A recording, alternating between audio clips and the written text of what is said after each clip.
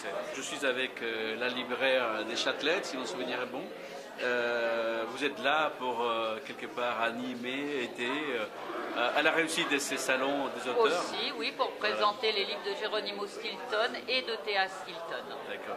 Et vous trouvez que ces salons, c'est un événement important dans la culture locale? Ah bah oui, effectivement, ça permet de rencontrer des auteurs locaux et puis d'animer un peu autour de la lecture. En tant que libraire, je ne peux que adhérer à ces manifestations.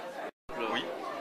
Dans votre travail d'écrivain, quels sont les thèmes que vous touchez? Le voyage beaucoup, ouais. En ce moment, parce que c'est mon actualité. Je suis revenu du Tour du Monde en famille il y a 1 an et demi, et forcément ça a marqué mon œuvre et ma façon d'écrire.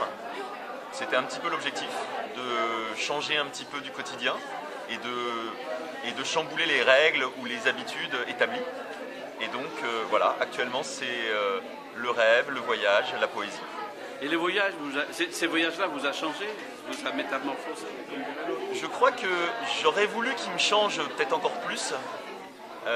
Quand on a un certain âge, ça ne change pas tout parce qu'on a trop d'historique, trop de passé. Mais je pense que ça m'a renouvelé, ça m'a permis de retrouver de l'enthousiasme, de l'allant. Et de ce côté-là, c'était très très important. Et puis ça m'a fait toujours découvrir énormément de cultures, de gens, de lieux. Et donc de ce côté-là, ça m'a... C'est pas un peu le cliché là, des voyageurs qui dit ça? Peut-être. Parce que vous voyez ça d'une manière superficielle, une communauté nouvelle. Oui, mais justement, ça m'a donné l'envie de voir les choses différemment et de faire des voyages différents. Quand on fait un tour du monde, c'est superficiel parce qu'on passe trop vite. Ça a permis de me rendre compte de ça.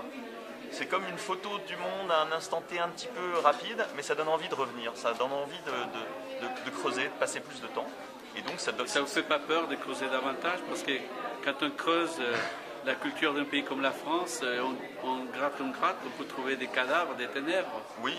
Et chaque pays, j'imagine, a la même chose. Oui, mais moi je me suis réconcilié avec la France parce que justement, je sais tous les cadavres qu'il y a chez nous. Et du coup, de temps en temps, on a envie de quitter le cimetière.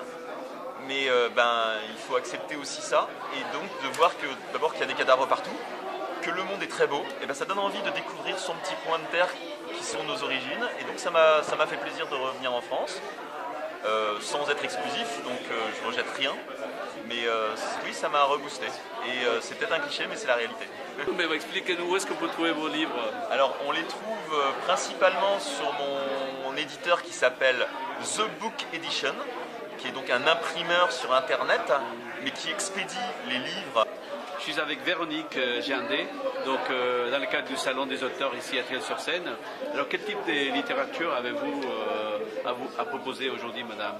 Alors, c'est plutôt du thriller, donc avec une petite touche d'ésotérisme, éventuellement de surnaturel, d'historique. Enfin, c'est quand même assez ouvert. Donc, c'est des romans très particuliers dans le sens où ça ne se limite pas à un domaine précis. D'accord. Et où est-ce que vous allez chercher la source de vos inspirations ici? Ah, d'accord. Un thème qui m'interpelle, un article qui m'interpelle. À partir du moment où quelque chose m'intéresse, je le note dans un coin ou je le retiens et puis après je peux l'utiliser ou non. C'est Gabriel Thierry ici devant nous avec sa nouvelle œuvre, on va dire. Donc, peindre la musique, qu'est-ce que c'est ces livres?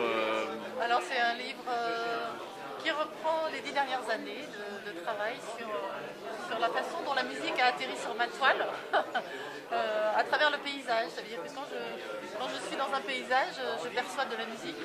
Par exemple, là, on a un paysage des berges de la Seine à Andrézy l'automne, et pour moi c'était déjà très musical comme une partition.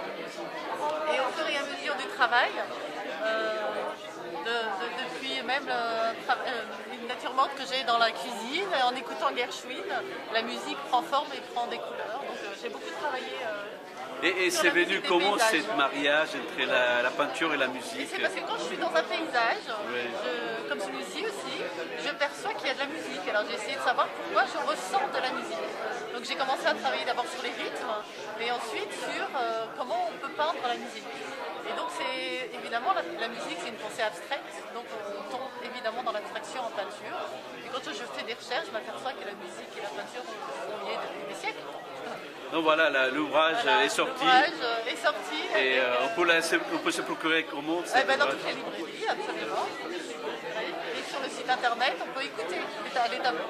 D'accord. Merci Gabriel et puis à bientôt. De rien, Romain.